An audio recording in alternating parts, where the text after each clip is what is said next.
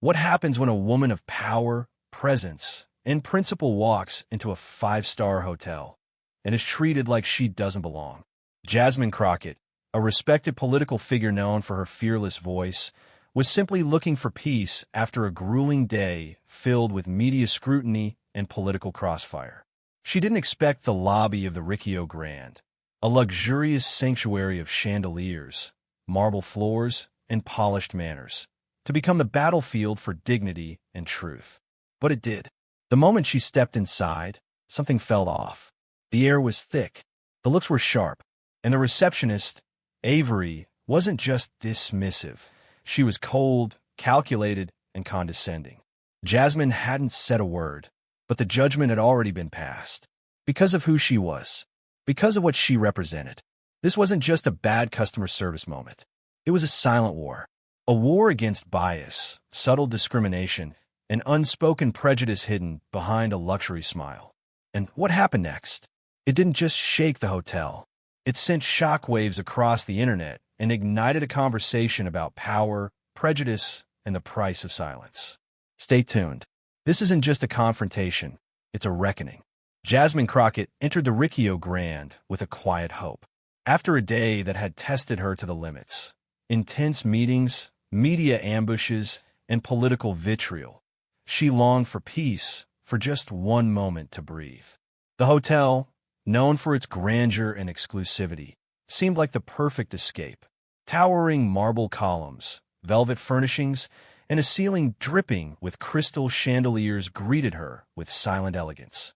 Her heels clicked softly against the polished floor as she rolled her suitcase past golden pillars and velvet rope lines.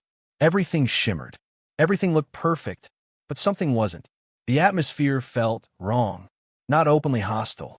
Not loud, but heavy, almost suffocating, like a silence that carried 1,000 whispers. Jasmine couldn't place it at first. Was it the sudden hush as she stepped in? The quick glances from guests who looked and then looked away? Or perhaps it was the way the front desk staff's faces tensed ever so slightly when they saw her approach. She approached the reception desk, hoping to be greeted with the same courtesy shown to the other guests. Instead, she was met with avoidance. The receptionist, a young woman with icy blue hair named Avery, never looked up. Her fingers tapped rhythmically at the keyboard, a sound that should have been innocuous but now felt sharp, deliberate, even mocking. Jasmine stood still, waiting. No greeting, no eye contact, just silence. She cleared her throat gently, giving the staff another chance. Nothing.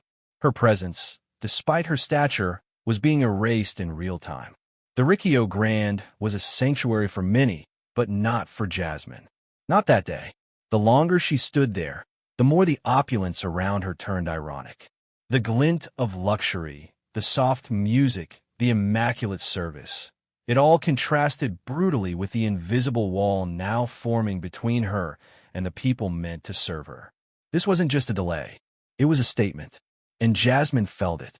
A growing chill, a rising pressure, a quiet realization forming at the back of her mind. This wasn't an oversight.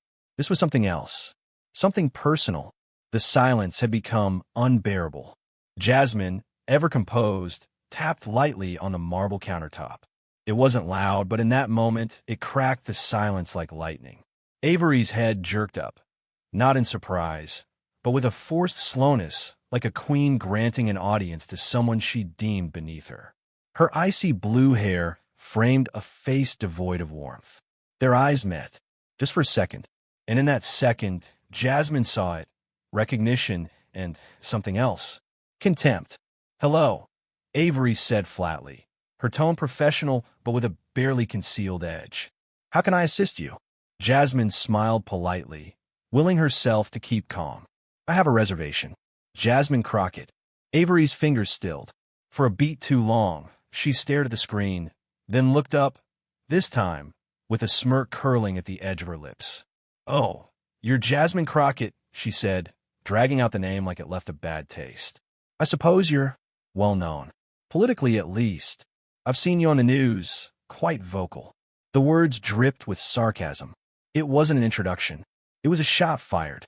Jasmine's smile faltered, but she didn't break. Yes, that's me. And my reservation? Avery turned back to the screen, tapping a few keys without urgency. Strange, she said. Nothing's coming up under that name. She paused, then added, Are you sure you booked here? We tend to prioritize guests who reflect the atmosphere we're trying to cultivate. Jasmine blinked, caught between disbelief and fury. Excuse me. Avery didn't flinch. It's nothing personal, she replied coolly. It's just that we have certain standards. Not everyone fits. The insult was surgical, coded, subtle, and deeply personal. This wasn't about a reservation. It wasn't about a technical error. It was about who Jasmine was and what she represented. Jasmine's posture straightened. Her voice lowered, firm and precise. This is discrimination. Avery only smiled, unbothered, untouchable. But what she didn't realize was this.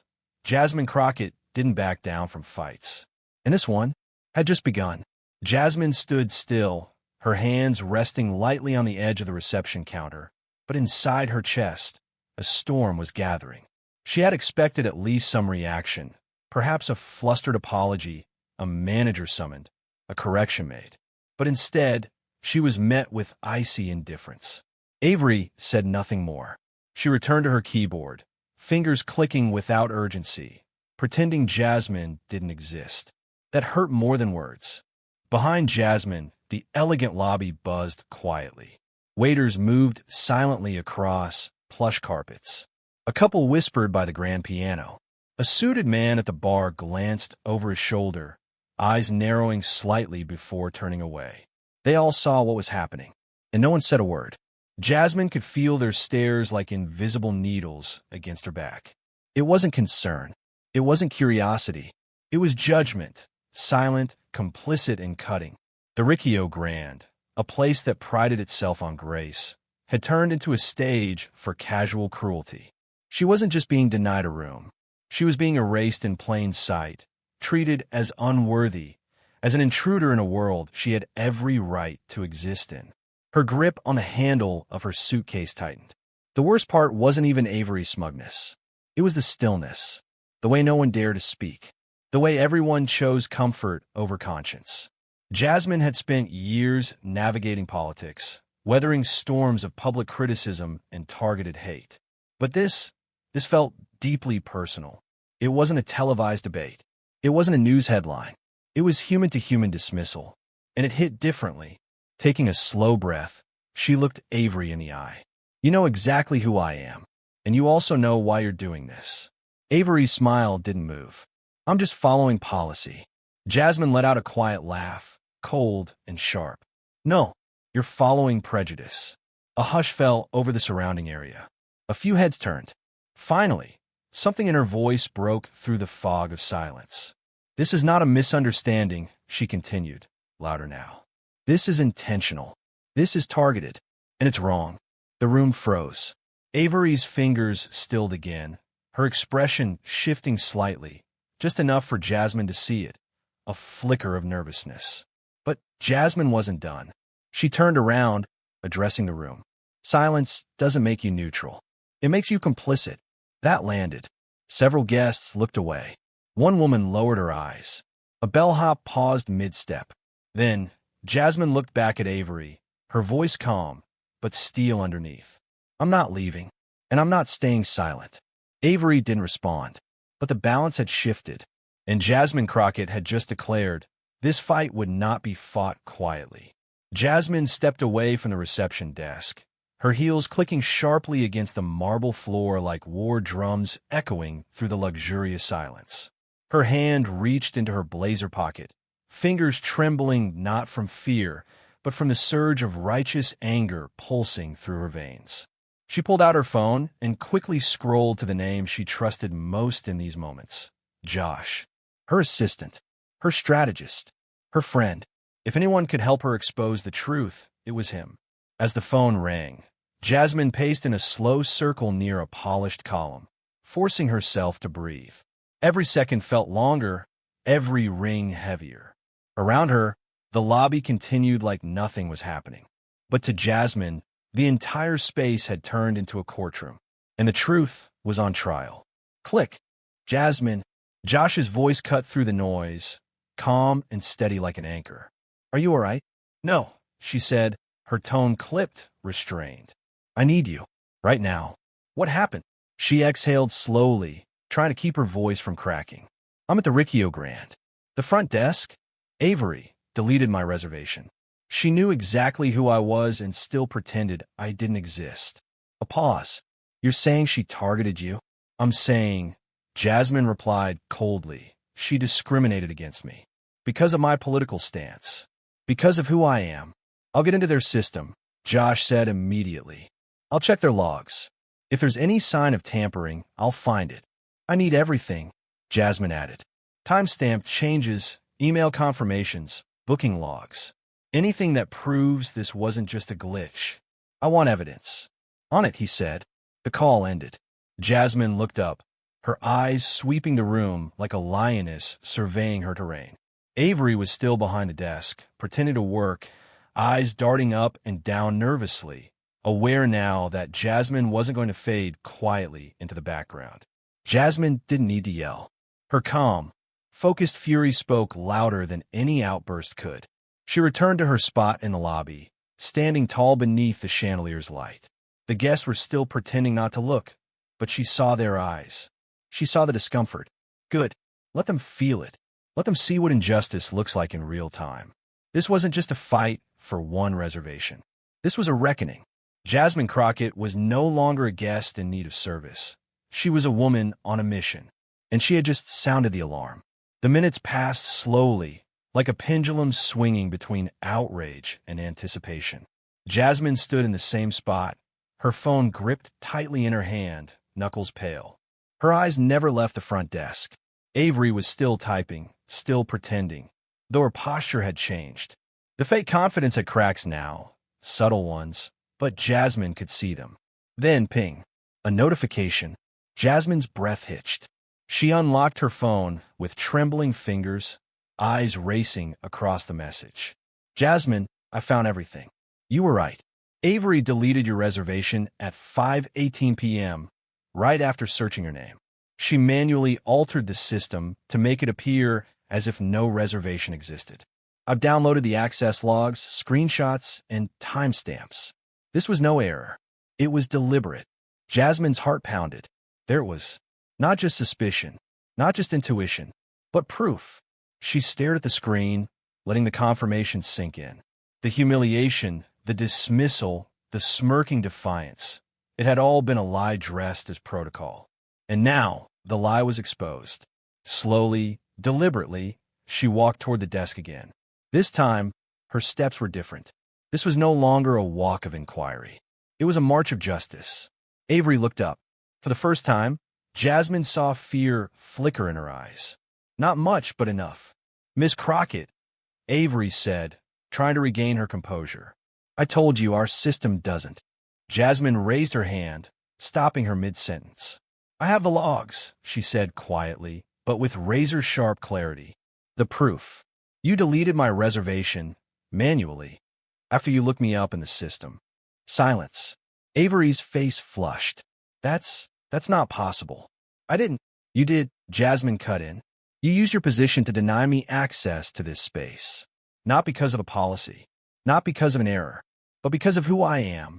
The lobby grew still again. Several guests had turned to listen. You discriminated. You lied.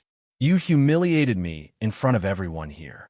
Avery swallowed, her mouth working to form a defense, but no words came. Jasmine leaned slightly forward.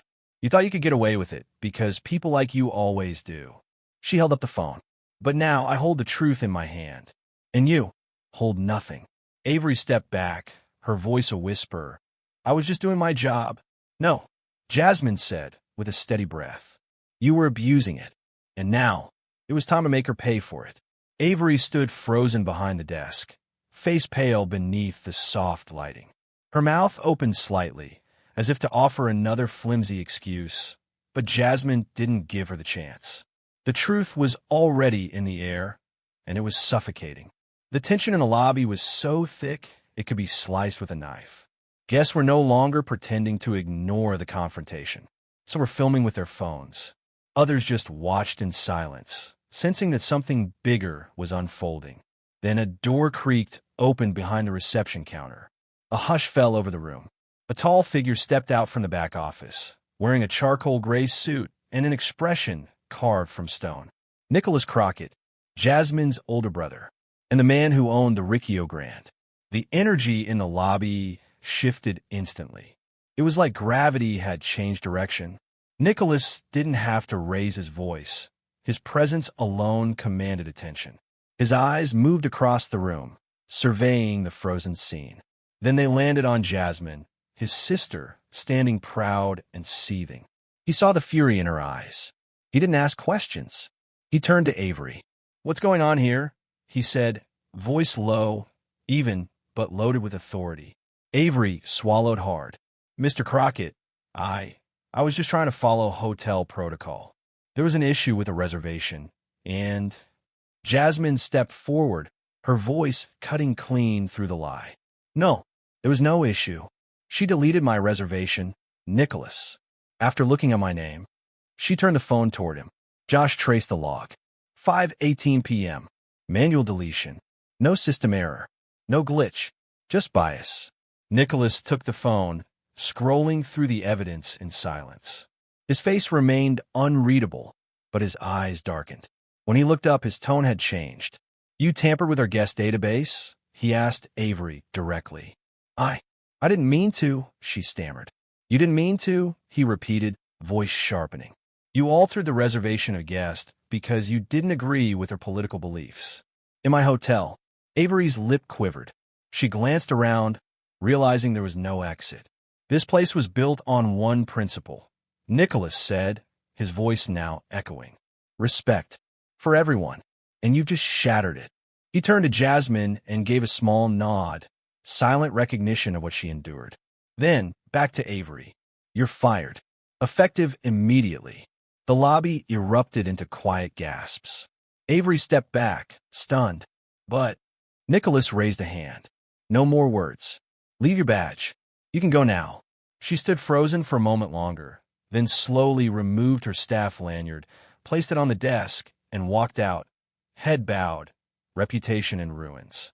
Jasmine stood tall, eyes never leaving her brother. And for the first time that day, she exhaled, not in defeat but in relief. Justice had walked through the door, and his name was Nicholas Crockett. By the time Jasmine exited the hotel lobby, the story had already begun to spread. It started with a single video, just under a minute long. Someone had captured the moment Nicholas Crockett, hotel owner and Jasmine's brother, delivered the final words to Avery, "You're fired." Effective immediately. That clip hit social media like a lightning bolt. Within hours, the hashtags began a trend. Hashtag Justice for Jasmine. Hashtag Stand with Crockett. Hashtag Bias in Luxury. Thousands of comments flooded in. Posts were shared by celebrities, civil rights organizations, and political leaders alike. The video, now clipped and captioned, was making its way across platforms, from Instagram Reels to TikTok duets. It wasn't just a viral moment, it was a reckoning. For supporters, Jasmine was a warrior, a woman of color, standing tall in a place designed to exclude her and refusing to bow. Jasmine Crockett just reminded the world what strength looks like. This isn't just about a hotel. It's about every space where we're told we don't belong. Influencers shared her name. Activists called for boycotts of businesses that condoned similar behavior. Prominent news outlets began to request interviews. But the backlash came just as quickly. On certain corners of the internet, critics framed the confrontation as a power play. They accused Jasmine of playing the victim and claimed Avery had been unfairly punished for voicing her views. One comment read, "So now employees can't deny service without getting canceled? What happened to freedom of speech?" Another went further.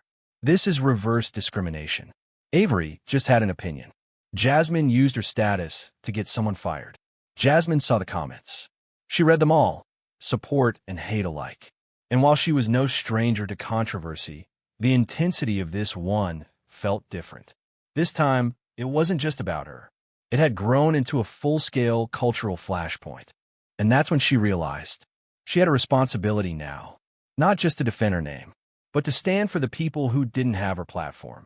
The ones who have been turned away quietly, humiliated without cameras, silenced without brothers in suits backing them up.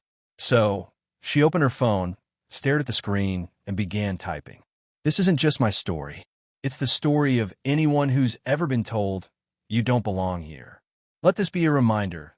Dignity isn't granted, it's claimed. She hit post. And just like that, the narrative wasn't just about a hotel anymore.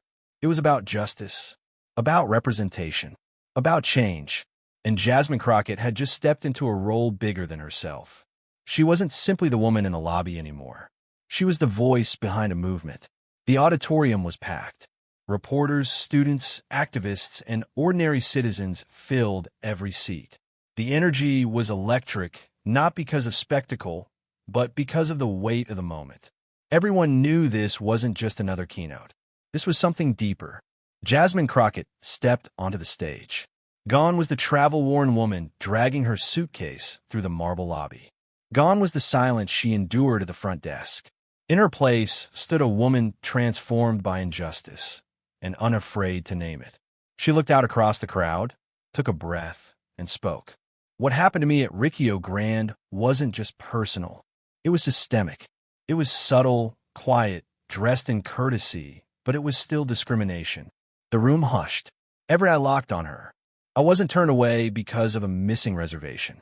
I was turned away because of what I represent, because my voice makes some people uncomfortable. She let those words settle before continuing. But I didn't raise my voice that day to make noise. I raised it to be heard. And I won't stop now. Jasmine's tone shifted from testimony to rallying call. If we let silence win, injustice becomes normal. If we walk away quietly, exclusion becomes policy. I didn't choose this moment, but I did choose how to respond. And I chose to stand. Applause rippled through the room, slowly building into a roar. This isn't just my story. It belongs to anyone who's ever been told they weren't enough. Anyone who's been judged for how they look, what they believe, or what they represent. Jasmine paused, eyes scanning the crowd. To you, I say this. Never let anyone tell you where you don't belong. Show up. Speak up. And when the door closes, kick it open. As the audience rose to their feet, Jasmine stood tall. Not as a politician, not even as a guest who had been wronged, but as a symbol of dignity, of defiance, of unstoppable truth. Weeks had passed since the incident at the Rio Grande, but its echoes hadn't faded, they'd grown. Jasmine's story became more than headlines. It became a movement. Workplaces began revisiting anti-bias protocols. Hotels issued public commitments to inclusivity. Young people, especially women of color, flooded Jasmine's inbox with letters of gratitude and solidarity. She hadn't just called out injustice. She had named it, faced it, and defeated it. And in doing so, she reminded a weary world that the fight for dignity doesn't always start in courtrooms or campaigns. It starts at front desks, in lobbies, in moments when no one expects resistance. Standing at her office window weeks later, Jasmine looked out over the city, not as a survivor of injustice, but as a force of change. She whispered to herself, "They tried to erase me, but instead they made me louder." And with that, she turned, phone in hand, ready for the next battle. Because justice isn't a one-time stand. It's a lifelong walk. And Jasmine Crockett was just getting started.